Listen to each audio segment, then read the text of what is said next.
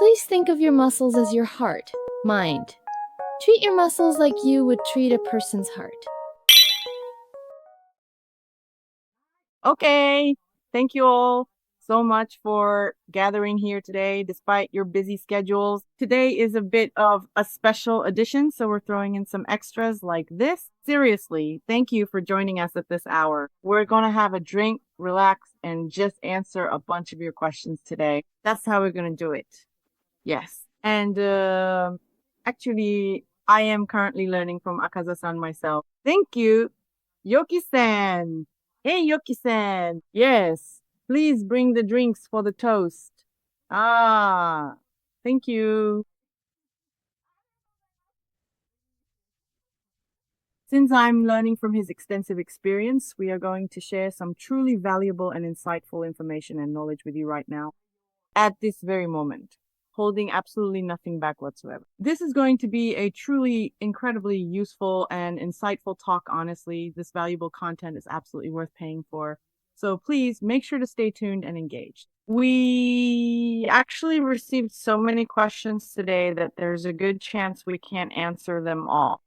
So we might have to do a part knee. Please bear with us. There might be a part knee coming. Yes.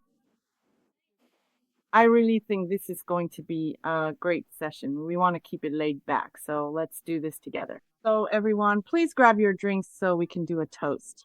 Yes, okay, I'm opening mine. I'm really doing it. For real.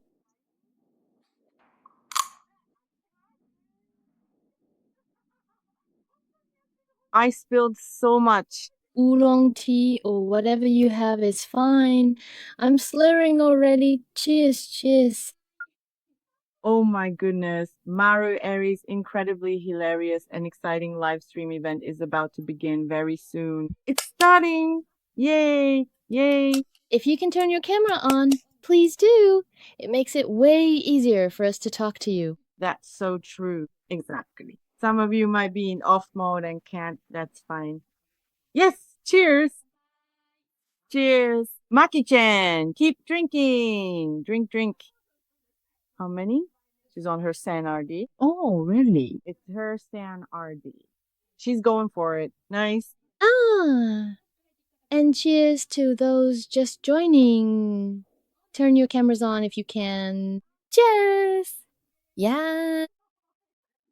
Yes. Awesome. Awesome. That's right. Wait, is that non-alcoholic? Non-ale. Non-ale for me.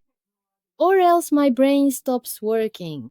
Thank you, everyone, for showing your faces. Okay. Let's jump into first question. Let's go. Okay. First up, the person who asked this first question couldn't make it today, so I'll make sure to tell them later.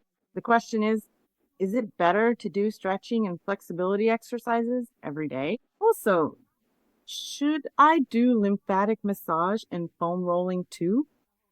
I tend to slack off and skip them. That's the question. Okay.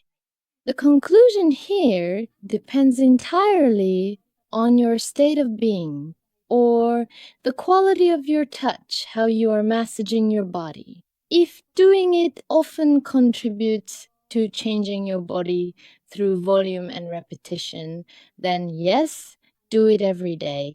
But that only applies if you do it the right way.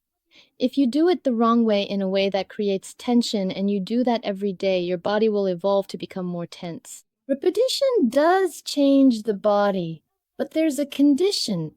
It must be done with a good state of being and a good method. So then, what is a good method? When you consistently repeat something, your brain actively assigns significant importance to the actions and routines you are performing daily. Consequently, your body becomes more readily adaptable and easier to change. Indeed, this process is fundamental.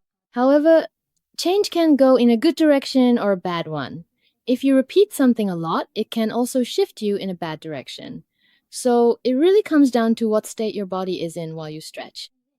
For example, when you do flexibility exercises, anatomically speaking, flexibility is about separating the muscle's origin and insertion. It means moving the starting point and the ending point of the muscle away from each other.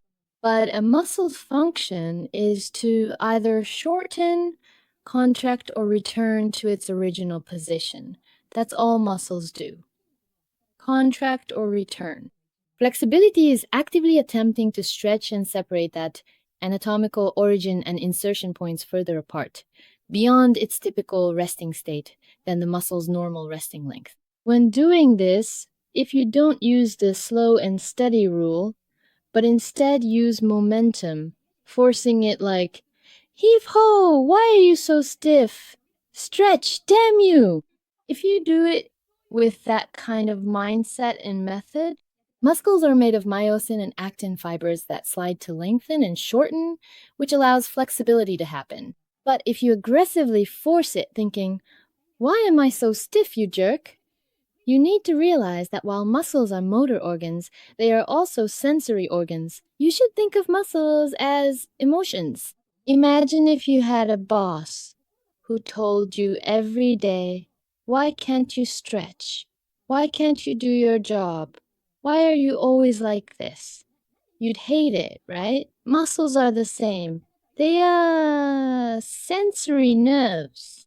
You need the slow and steady rule. Stretch with a feeling of, there, good boy. Listen to the muscle's voice, receive the feedback, and gently, slowly lengthen it. If you can distance the origin and insertion like that, then yes, do it daily. If you do that, the muscle returns to its natural length first. Or if you want to push the edge, you can expand your range of motion further. That's what flexibility exercises are for. But since a muscle's natural instinct is to contract or to return, being stretched significantly means, from the muscle's own physiological perspective, it is unequivocally being forced out of its accustomed comfort zone and pushed to its absolute maximum limit. Do you clearly perceive and understand how that inherently triggers a protective defense mechanism within the body? That in turn actually causes you to become noticeably stiffer and less flexible. If you get the method wrong, yanking, bouncing, using momentum, or forcing it with strength, the body will just get tighter.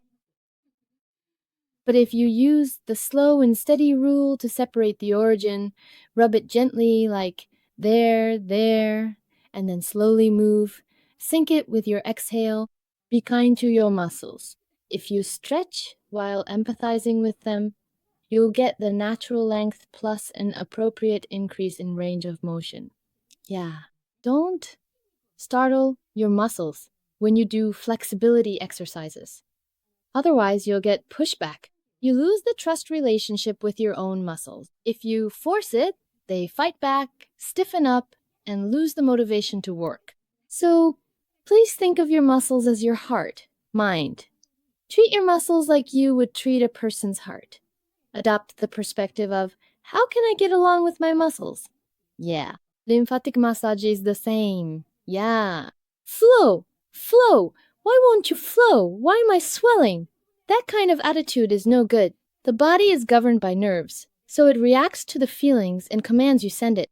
It's like AI, right? Depending on the prompt, the command you give it, the answer changes. The body is the same.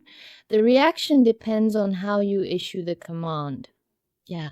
Keep that in mind while you do it. Just a gentle rub.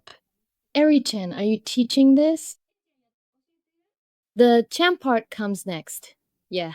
Rub, rub, rub. This specific rubbing technique, I tell them to rub very gently. I am actively teaching this method. Yes, indeed. When doing the rubbing, do it like, good boy, good boy.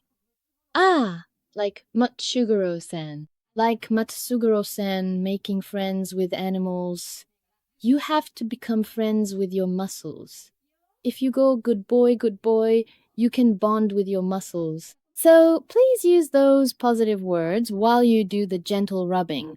There is something called dry towel rubbing, kampu masatsu, but that stimulates the sympathetic nervous system. Moving fast and creating friction isn't really suited for lymphatic massage. No. The heat from friction might help flow a bit, but if we define lymphatic massage correctly, the lymph vessels run about 3 mm under the skin, and lymph fluid flows inside them. So if you crush the vessels thinking, flow, damn it, that's obviously bad, right? This is a technique known as drainage. Lymph yoga involved gentle rubbing to avoid skin compression. What exactly is foam rolling? I assume it uses some kind of roller. I think it's a roller. I think they mean the myofascial release thing. Yeah, probably that roller thing. Yeah. The thing Lava always tells you to buy, right? Oh, right. I buy those. Yeah. Well, there are issues about whether you should buy it or not, but even with that, you must be gentle. Yeah. Instead of loosen up, you jerk, flow.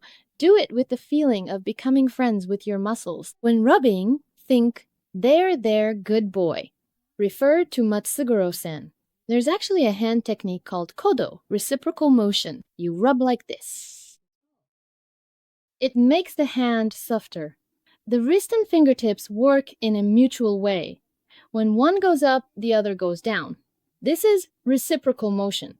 It's called the interactive or reciprocal movement. If you stiffen your joints and rub like this, using only the flexion of your elbow joint, the hand is a sensory organ, and the muscle is a sensory organ. So tension gets transferred. It transmits the information of tension. So your hand must be soft, your body relaxed. You want to transmit soft information through your hands. Adopt that perspective. If you move with reciprocal motion, both the person being touched and the hand doing the rubbing will relax. Yes. Did that answer the question? I tend to slack off. Yeah. This person, there is meaning in repetition, but only if it's the right method, the right state of being, a good mental state, a gentle feeling, and done with the intention of befriending your muscles. Yeah. And for the technique, reciprocal motion is the way to go. Okay. We'll proceed like this, but for one question. Did we get about shu or shui questions? Yes, we have a huge amount. Everyone's joined in. Cheers! Yes, cheers! Cheers to you. Have a drink. Okay, Eri-chan, let's go to the next question.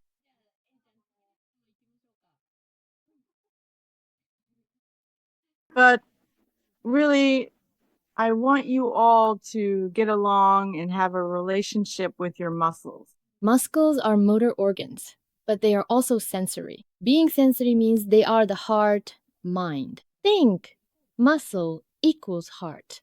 Treat them that way.